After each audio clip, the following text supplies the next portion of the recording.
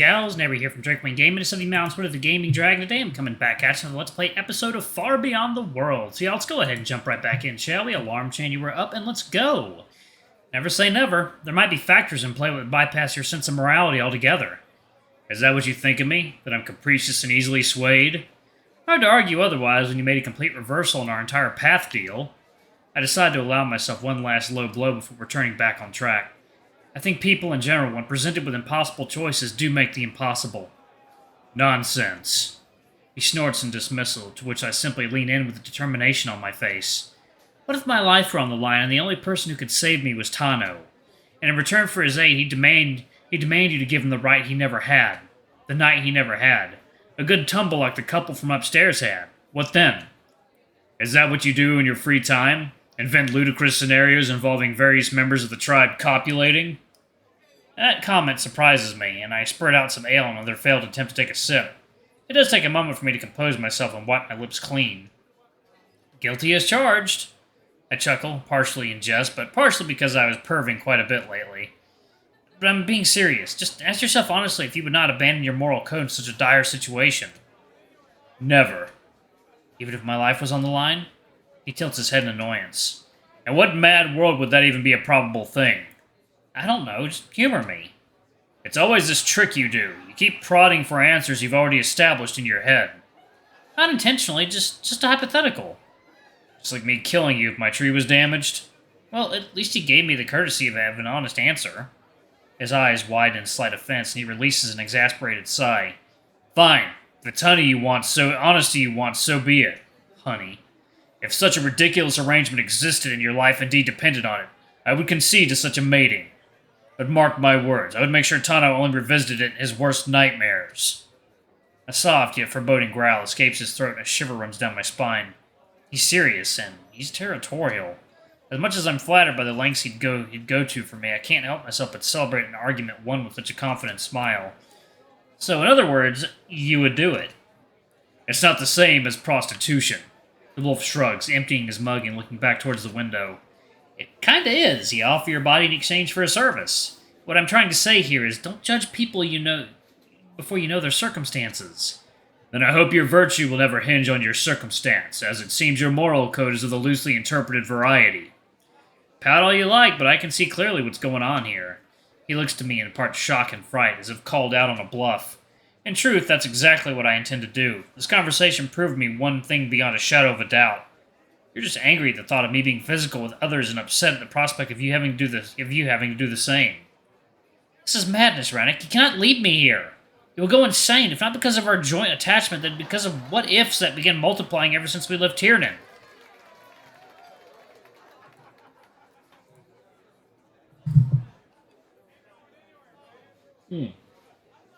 Alright, that's the rest of my tea. And there it is, the look of utter defeat, as I force him to fold. His paw is empty, with no more aces left to play. As on cue, the one at the table erupts in another round of laughter and cheers, applauding exploits of one of the gamblers, and I smile. He has nothing to say. Deep inside, he realizes I'm right. It was game, set, and match. And with both of us finally arriving at the same page, it's just a matter of figuring out how to get me back home. Home at the cabin in the woods. You know you do have to take me back, I say, looking into his saddened eyes, and the wolf flinches. Even if I wanted to, I was ordered. Orders can and should be defied when they're insane, I state plainly. I could be a great asset to you here. You can't even speak Tigery fluently enough to meet with the officials on your own. He winces uncomfortably in silent agreement. You'll have to take me to the meeting with the magistrate. Perhaps once there we can find a way to prove to your father that keeping me around is a much better idea than dancing to Aldris's tune. Especially if such a thing can backfire. It's not safe. Where is safe, really? I interrupt him, impatient with the flimsy arguments he clings onto. Do you honestly think I'll survive on my own in this city full of otherkin? I'll get robbed, raped, or killed long before the howl can even end. I'm not safe anywhere. Despite how counterintuitive it seems, I'm the safest at your side. You know it's true. He takes a moment to contemplate my words, looking into the bright world beyond the window. He's troubled, and I can see that despite my reasoning finally reaching him, he's still fighting back. Even if it is so, I cannot offer you what you want. The wolf exhales heavily, locking his sad eyes with me. How do you know? Did you ask me what did you ask me what I want? Don't assume things you can't possibly know. I can only offer half measures. Something that's beneath you. Let me decide that, I state defiantly. Maybe what you have to offer is exactly what I'm looking for. I can never be officially with you. It would ruin my reputation and put us both in danger. Do you think I don't realize that? I scoff in amusement at how little faith he has in my emotional state. I'm not Tano. I'm not with you for fame or exposure. I'm with you because I enjoy your company as it is. I can be your dirty secret a whole while longer. I've been one so far, and yet I haven't crumbled. You say that now, but... There's no buts. I shake my head. I don't know how I will feel about this a few months down the road, so how can you? What matters is here and now I'm telling you it's not something I'm overly worried about. There's also my intended. He mutters anxiously, and I nod. Maeve. I must do my duty, now more than ever before.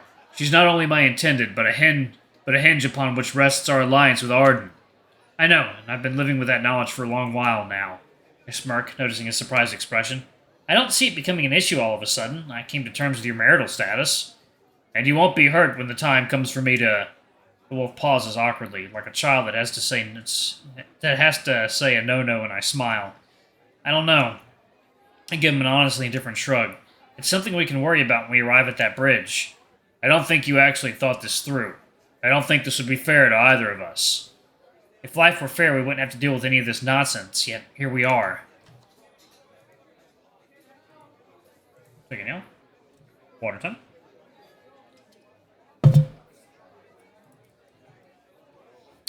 Bigotry and prejudice exist. We can't wish them away. I splay my hands teasingly and muster a more serious tone to match my penetrating gaze. I love you, and for lack of a better word, I'm in love with you. I say, letting the words hang, and the wolf swallows heavily, placing a paw in my hand. His lips quiver a moment before he parts them and speaks in a shaky voice. I'm in love with you, too. The more restrained, cautious choice of words betrays as equally conflicted as I am about this. There's a but incoming. I vocalize my gut feeling, and he nods. I just need to know that I'm not looking for anything serious. We don't have the luxury of becoming truly involved. Of course! I smile at him gently, interlaying his paw with my other hand. I'm not looking for anything serious either. We're kind of all over the place right now, emotionally speaking. And my memory, as jumbled as it is, does come back to me piecemeal. You have your future all set up, and I do have to go home eventually. There will have to be a goodbye at some point. It just doesn't have to be now, I say with a grim certainty, causing the wolf to raise his brow at me. And you're fine with this? Beggars can't be choosers, I shrugged teasingly. I've lucked out immensely, all things considered. You're the only person I know and trust, despite you working hard to help me develop some trust issues. I wink teasingly, and he smiles weakly. Perhaps it's too soon to joke about this just yet, but I don't care. I want to be with you. I wouldn't trade you for 100 unknowns. Are you sure about this? Yes. I nod, trying to reassure him with a much lighter tone. It could be fun. We could be each other's summer fling. Summer fling?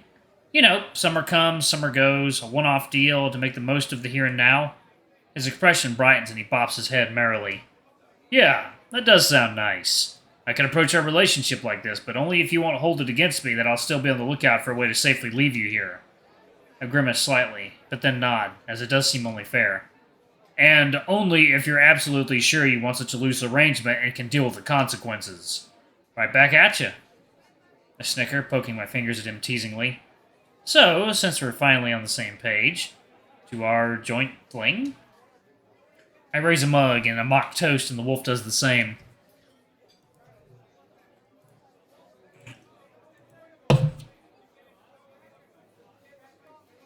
Not gonna work, y'all are already attached. To our joint fling.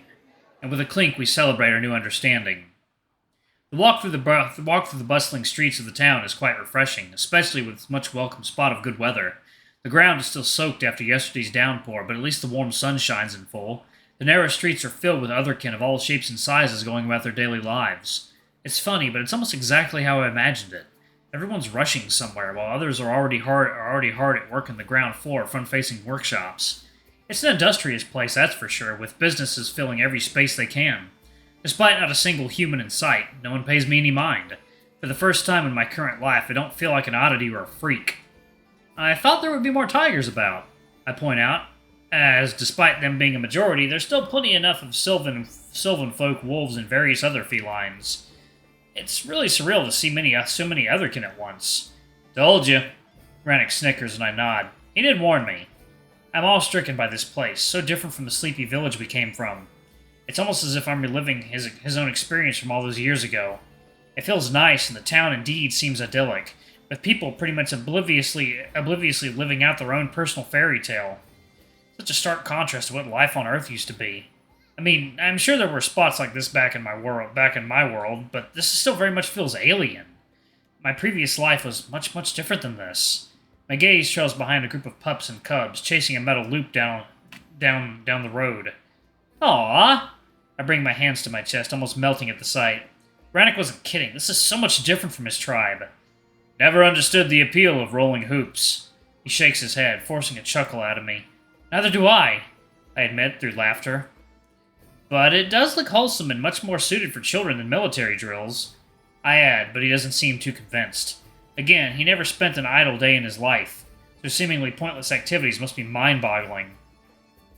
Oh, well, that's definitely different. Ha! This is defective. Oh, come the fuck on now. As we continue our walk to the city center, the crowded street suddenly unfolds onto a large open space paved with pale stones. At the far end of the square, flanked by massive apartment buildings, is a monumental structure which could only be the magistrate's palace. Holy fuck! I exhale, completely taken aback by the towering marble wall, glistening in the morning sun like a glacier. Yeah, I had pretty much the same reaction first time I saw it. How can they build like this? I don't know. So much stone, it stacks up so high that you might as well live in a cave. It does beggar belief, almost as if the structure itself was suspended from air like a silken tent. Despite the undeniable bulkiness, the building feels light thanks to the vast windows and an intricate promenade cutting in the middle of the belt of white columns. But my attention quickly shifts to the market sprawled beneath it, various stalls filling the edges of the square, leaving just enough space for a glorious fountain in the middle. True to its namesake, there's a figure of a feline bard playing a harp, stranded atop a decent-sized pedestal amidst shooting jets. The sprays of water add another shimmer to this scenery, and it finally sinks in how different those two cultures are. Only 80 miles away, and yet worlds apart. See? It's not that bad. Like every place, Strandbard has its least desirable districts, but overall, the city is decent. For sure. I try not to get baited into another commercial for living here on my own. Instead, I focus my attention on the peddlers of all races and creeds trying to sell their wares. I rush towards the first stand, looking over delicate bottles filled with different essential oils. Anything of particular interest, good sir? A Lynx male asks in an expectant tone. Oh, just browsing for the time being. I smile kindly, trailing the labels with my eyes. Lemongrass, coriander, pine, rose, lavender. Are those perfumes? I ask cautiously, expecting another "oh no, you speak my language" sticks, but to my surprise, none come my way. They can be, if young master wishes. The merchant shrugs casually, and for a moment I'm slightly stunned. Please tell me you don't intend to ruin your scent with this crap. Ranok mutters, his displeasure clearly painted on his muzzle, and I place my hand on his arm. It's perfume. It's crap. He insists, and by a shift in his speech I can infer he swapped a tigery to embarrass me. I do not sell crap, sir. My oils are the finest products of Lynx Terra. If no crap, why sell in tigery nowhere? I nearly choke at that remark. Can he see where we stand? Some of those stalls could easily double for his cottage. I gently elbow him between the ribs, drawing an amused oof from the wolf. Be nice, I mutter, looking apologetically at the vendor. Please forgive my friend, he isn't used to leaving Tiernan. He and all the other wolves. Alright, y'all, I'm actually going to pause it right there. Thank y'all so much for watching. Don't forget to like, comment, subscribe, ring that notification bell. I love you all, and I'll see y'all in the next video. Bye-bye!